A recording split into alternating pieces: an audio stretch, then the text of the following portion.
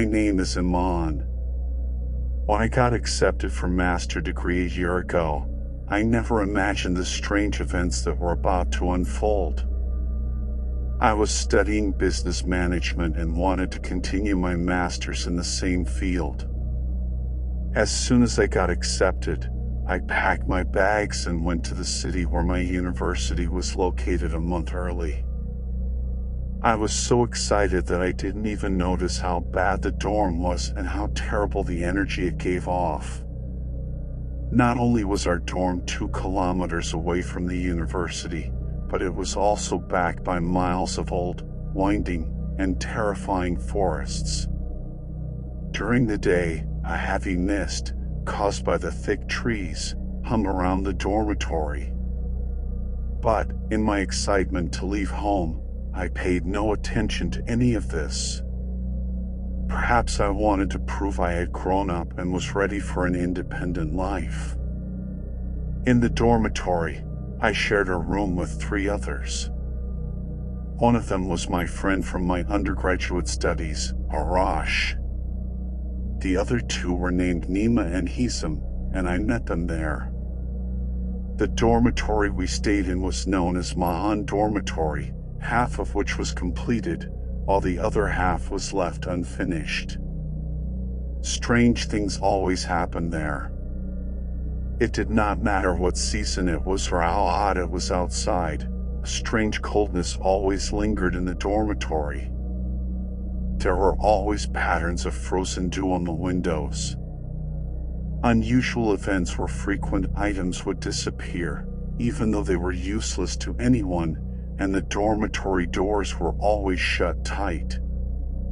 Loud banging sounds echoed in the halls as if doors were slamming, and the curtains in the hallways moved even though the windows were closed. In the middle of the night, indistinct whispers came from the unfinished part of the building. But everything truly started one night when the 4 of us, along with a senior student named Petram, were sitting together after dinner to play cards. It was a Wednesday night, and since there were 3 consecutive days off, most of the students whose homes were nearby had gone back to their cities. But those of us whose homes were far away had decided to stay in the dormitory. The game had just started to get intense when the whispers and murmurs grew louder, and someone began banging on the doors. No one dared to speak, and only Arash silently shuffled the cards. At that moment, Petram quietly asked, "Do you all know the story behind this dorm?" All 4 of us shook our heads and said, "No, we don't." Petram continued, "They call this place the Cursed Dorm. Some even say it is haunted. That's why the rent is lower than the other buildings." Arash laughed and said, "Stop these shits. Cursed and haunted? It's all just some stories the students made up to reduce the rent price." Petram took out a cigarette, lit it, and continued, "This place was being built by a man named Mahan. There used to be a sign at the entrance with his name on it, but they removed it. Mahan had an argument with the foreman while building the western part of the building, and right there, I interrupted and asked, "Why did they argue?" Petram shrugged and said, "I heard the foreman was stealing materials. Mahan found out, and they had a fight. The foreman denied it at first, but the argument escalated, and suddenly, the foreman pushed Mahan from the 4th floor. Maybe if he had fallen on the sand, he would have survived with just some broken bones. But unfortunately, he landed on the metal rods. One went straight through his stomach, and another pierced his skull. He died instantly. If you look around the building, you can still see bloodstains in certain spots where Mahan's blood spilled." Hisam, with a calm smile, said, "What a lovely, cheerful story you've shared with us, man. From tonight, I will be able to sleep calmly. Pedram chuckled, exhaling a puff of smoke, and said, "Sorry, I was nervous myself, so I wanted to share the stress. I didn't want to suffer alone." Still thinking about Mahan and his death, I asked, "So, do you think these sounds are the wandering spirit of Mahan?" At that moment, a terrifying crashing sound echoed through the hallway, and all five of us jumped. The cards Arash was holding fell from his hands. He shouted, "Idiot! Stop that!" Hisam calmly patted his shoulder and said, "Please, show some respect to the spirits."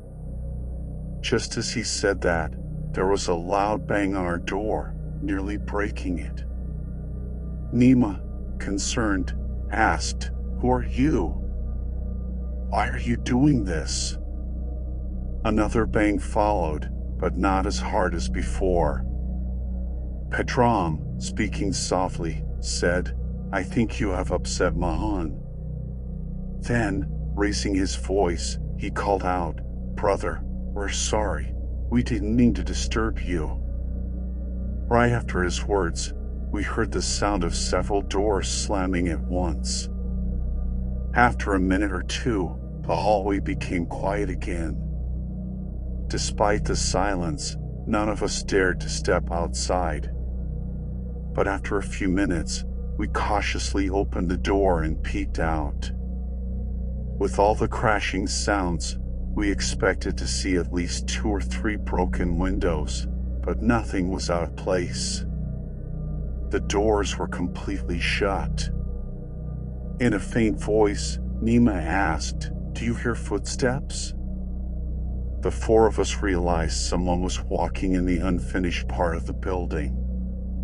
We quickly came back to the room, and Pedram lit another cigarette. This time, all 4 of us joined in smoking. That fear could only be managed with nicotine. Arash, more scared than the rest of us, gathered the cards and stood up to put them in the closet. But as soon as he glanced out the window, the cards fell from his hands, and he froze. I asked, "What happened to Arash?" Arash softly asked, "Pedram? You said Mahan fell from which floor?" At his question, all 4 of us jumped to our feet and looked outside. A single light was on in the 4th floor of the unfinished building, where there had never been any light before. As I stared outside, I asked, "How does the unfinished building even have electricity power?" Hisam replied, "This part of the completed building doesn't even have electricity in some areas yet. I don't know how the unfinished part does." Pedram, still gazing out the window, said, "I really want to punch in your face, Hisam." Hisam laughed softly and said, "If it will make you feel better, go ahead, man." While these 2 were talking, Arash suddenly said, "Something is standing there, look." When we focused, we saw a gray figure standing there, wearing clothes that resembled an engineer's uniform. We were all staring at it when suddenly a black bat crashed into the window and all 5 of us were thrown back onto the ground in terror. Well, listen to the rest of the story in next part.